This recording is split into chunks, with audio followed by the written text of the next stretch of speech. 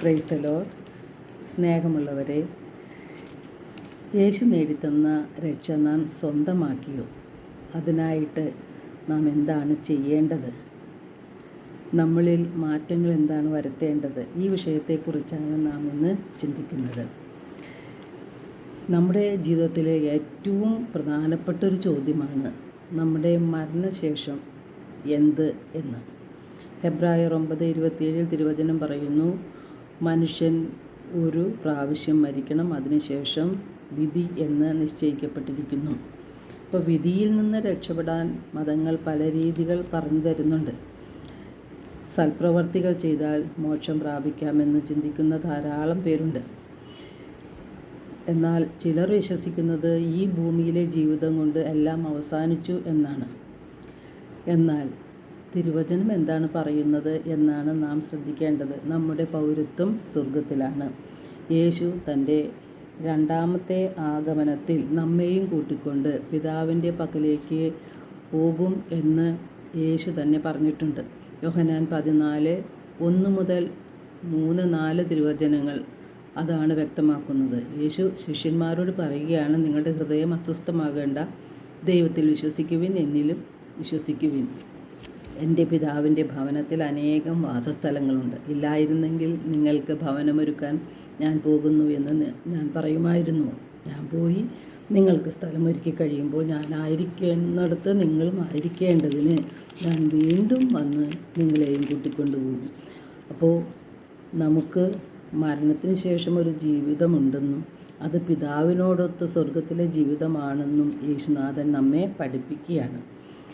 നാം ചിന്തിക്കേണ്ട ഒരു കാര്യം, ബൈബിൾ നമ്മോട് ചോദിക്കുകയാണ്, നീതിമാൻ കഷ്ടിച്ചു മാത്രം രക്ഷപ്പെടുന്നുവെങ്കിൽ പാപികളുടെ അവസ്ഥ എന്തായിരിക്കും? റോമ 3:10 മനുഷ്യൻ അടിസ്ഥാനപരമായി പാപിയാണ്, നന്മ ചെയ്യുന്നവൻ ഒരുവൻ പോലും ഇല്ല എന്ന് തിരുവചനം പറയുകയാണ്. അപ്പോൾ നാം ചോദിച്ചേക്കാം, നാം ചെയ്യുന്ന സൽപ്രവർത്തികൾ കണക്കിലെടുക്കുകയില്ലേ എന്ന്. നാം ചെയ്യുന്ന നന്മകൾ, അതായത് സൽപ്രവർത്തികൾക്ക് പിന്നിൽ നമുക്ക് ചില ലക്ഷ്യങ്ങളുണ്ട്. നമ്മുടെ ഹൃദയത്തിൽ അത് നാം ഒളിപ്പിച്ച് വെച്ചിട്ടുണ്ട്. നമ്മുടെ ലക്ഷ്യം ലോകം അംഗീകരിക്കണം, ലോകത്തിൻ്റെ കയ്യടിയും നേട്ടവും അത് നേടിയെടുക്കണം, ലോകത്തിൽ വലിയ ആളാകണം എന്നുള്ളൊരു ചിന്ത.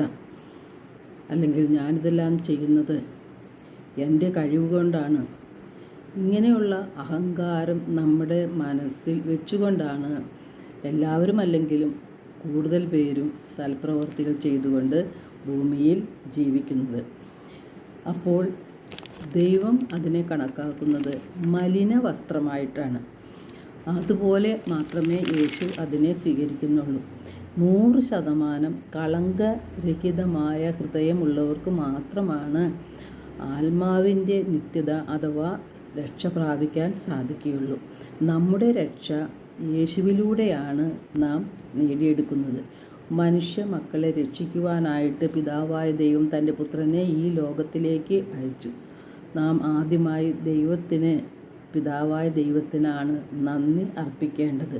യോഹന്നാൻ 3:16-17 തിരുവചനങ്ങളിലൂടെ പറയുകയാണ്, എന്തെന്നാൽ അവനിൽ വിശ്വസിക്കുന്ന ഏവനും നശിച്ചു പോകാതെ നിത്യരക്ഷ പ്രാപിക്കുന്നതിനു വേണ്ടി തൻ്റെ ഏകജാതനെ നൽകാൻ തക്കവിധം ദൈവം ലോകത്തെ അത്രമാത്രം സ്നേഹിച്ചു. ദൈവം തൻ്റെ പുത്രനെ ഈ ലോകത്തിലേക്ക് അയച്ചത് ലോകത്തെ ശിക്ഷയ്ക്ക് വിധിക്കാനല്ല, പ്രത്യുത അവൻ വഴി ലോകം രക്ഷ പ്രാപിക്കാനാണ്. യെശയ്യാ 53:5 യേശുവിന് 500 വർഷങ്ങൾക്ക് മുൻപ് ജീവിച്ചിരുന്ന യെശയ്യാ പ്രവാചകൻ പറയുന്നു, നമ്മുടെ അതിക്രമങ്ങൾക്ക് വേണ്ടി അവൻ മുറിവേൽപ്പിക്കപ്പെട്ടു, നമ്മുടെ അകൃത്യങ്ങൾക്ക് വേണ്ടി ക്ഷതമേൽപ്പിക്കപ്പെട്ടു, അവൻ്റെ മേലുള്ള ശിക്ഷ നമുക്ക് രക്ഷ നൽകി, അവൻ്റെ ക്ഷതങ്ങളാൽ നാം സൗഖ്യം പ്രാപിച്ചു. രക്ഷ പ്രാപിക്കാൻ നാം എന്താണ് ചെയ്യേണ്ടത്? നമ്മുടെ പാപങ്ങളെ അംഗീകരിക്കുകയും അതിനെക്കുറിച്ചോർത്ത് അനുതപിക്കുകയും പശ്ചാത്തപിക്കുകയും ചെയ്യണം. നാം ഹൃദയത്തിൽ വിശുദ്ധീകരിക്കപ്പെടണം. അതിനായിട്ടാണ് യേശുനാഥൻ കൂദാശകൾ സ്ഥാപിച്ചത്. കൂദാശകളുടെ കൂദാശയായ പരിശുദ്ധ ബലിയിൽ ഈശോ തൻ്റെ ശരീരവും രക്തവും പങ്കുവെച്ച് നൽകുകയാണ് ചെയ്യുന്നത്. യോഗ്യതയോടെ പരിശുദ്ധ കുർബാന സ്വീകരിച്ചാൽ നമുക്കും വിശുദ്ധി പ്രാപിക്കാൻ സാധിക്കും. യേശുവിൻ്റെ ഏറ്റവും വലിയ ദാനമായ പരിശുദ്ധാത്മാവിനാൽ നിറഞ്ഞാൽ നമുക്ക് വിശുദ്ധിയിൽ വളരുവാൻ സാധിക്കും. നാം നന്മകൾ അല്ലെങ്കിൽ സൽപ്രവർത്തികൾ ചെയ്യുമ്പോൾ അത് ദൈവമഹത്വത്തിനായി ചെയ്യണം എന്നുള്ളൊരു ചിന്തയും നമ്മുടെ ഹൃദയത്തിൽ വരും. അങ്ങനെ പൂർണ്ണമായ ഹൃദയ വിശുദ്ധി വരുന്നവർക്കുള്ളതാണ് നിത്യരക്ഷ. അപ്പോഴാണ് യേശു നേടിത്തന്ന രക്ഷ നമ്മുടെ സ്വന്തമാക്കാൻ നമുക്ക് സാധിക്കുകയുള്ളൂ. അപ്പോൾ യേശു ക്രിസ്തുവിൽ ഒരു പുതിയ സൃഷ്ടിയായി നാം മാറും. അതാണ് ദൈവം നമ്മിൽ നിന്നും ആഗ്രഹിക്കുന്നത്. എല്ലാവർക്കും ഒരു നല്ല ദിനം ആശംസിക്കുന്നു. ദൈവം നമ്മെ ഓരോരുത്തരെയും സമൃദ്ധമായി അനുഗ്രഹിക്കട്ടെ.